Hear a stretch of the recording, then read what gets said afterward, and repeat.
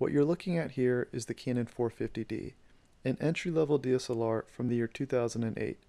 I recently picked this one up for $20 on eBay, and today I'm going to show you why it's more than capable of producing professional grade photos. For our first shot here, we're just going to take a single exposure of the front of this house. Second shot, we're going to see if we can recover the view through that window with a 3-shot bracket, and again another 3-shot bracket here for the backyard. Here in Lightroom we have the raw file of our first image, and as you can see, the garage door area here is on the verge of being overexposed and the bushes here are very dark.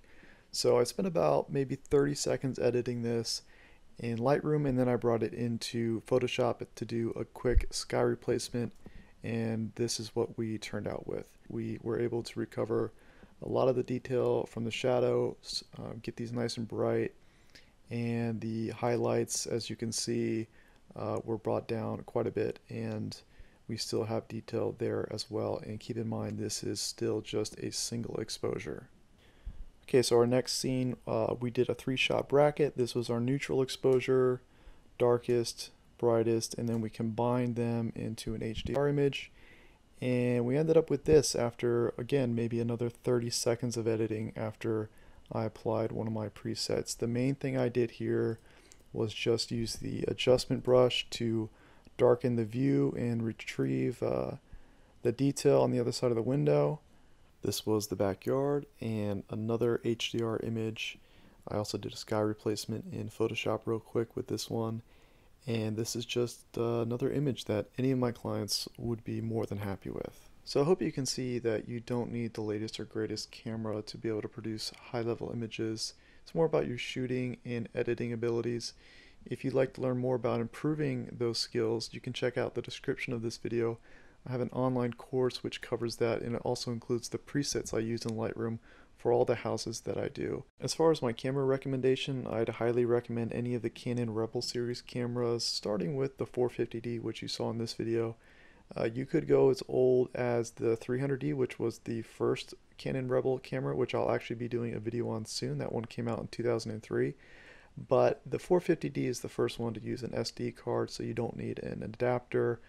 It's going to just overall have a little bit more features, which will make things more convenient for you. But anything newer than that as well is good. The T1i, T2i, all the way up till the latest, I think it's the T8. And it's not just the camera bodies themselves, which are good, but also you have a pretty wide selection of lenses, and also the lenses are pretty affordable. The Canon 10 to 18 millimeter is, I believe, under $250. But whichever camera manufacturer you choose, the most important feature that you're going to want is auto exposure bracketing. I know some of the entry-level Nikon cameras do not have that. You have to go into a little bit higher grade Nikon camera to be able to get that feature.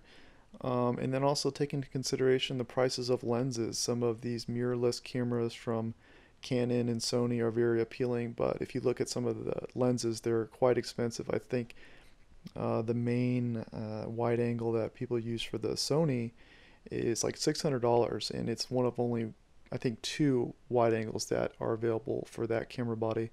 So that's a big consideration. If you are just getting started in real estate photography and looking for a new camera, I wouldn't spend a lot of time researching what might be the best and ultimate camera for you in the long run, and spending a lot of money and worrying if you're actually going to really like it as much as you hope. And I would just get started with one of the recommendations that I already covered here.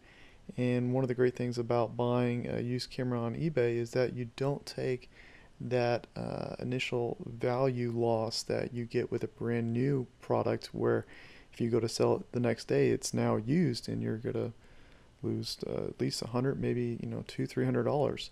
Where if you do decide that this is not the best camera for you after your skills have progressed over some time, maybe a year from now, and you want a higher quality camera, you can sell your original camera for close to what you paid for it. So that would be my recommendation. And again, if you're looking to get started learning how to shoot and edit real estate photography, you can check out that course in the description.